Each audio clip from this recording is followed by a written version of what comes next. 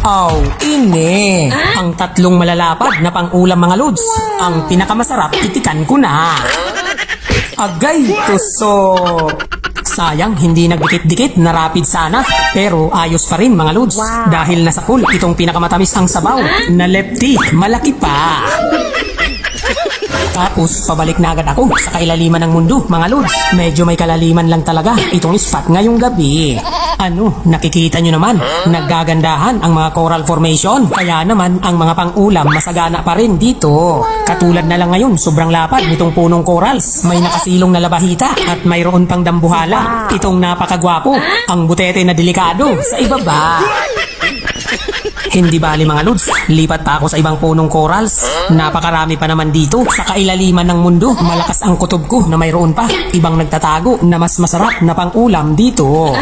Ano, nakikita nyo naman mga lods, biglang lumabas ang napakalapad na tapasan. Agay, tuso. Ayos na, makakaihaw na naman mamaya ng pinakamasarap.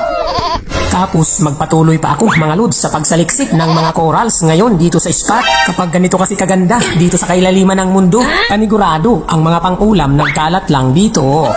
Kaya naman, kailangan lang talaga ng tiyaga sa pagsilip-silip at syempre, mahaba-habang pagpigil sa paghinga. Hala, nandito lang pala nakahiga ang napakalapad na the best.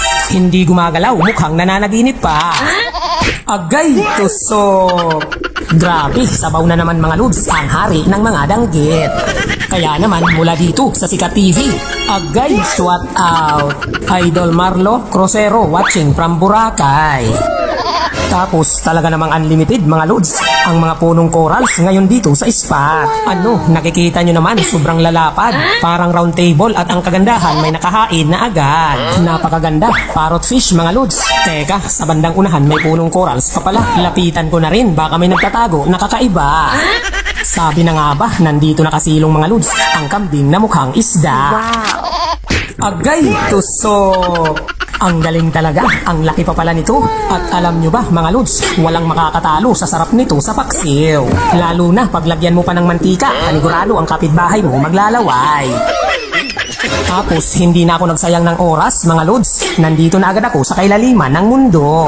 Ano, nakikita nyo naman wala pang pang-ulam sa harapan ko. Pero sa bandang unahan mayroon na akong naaaninag napakalaking bato. Ang kagandahan may malalim na kuweba sa ilalim. Silipin ko na agad mga lods, baka may nagtatago na masarap sa kaloob-looban. Agay, tuso. Sa pool ang malapad na labahita. Sobrang sarap nito, sariwang kilawin mamaya. Kaya naman mula dito sa Sikat TV, agay, swat out. Idol Ana Argofera from Saudi Arabia.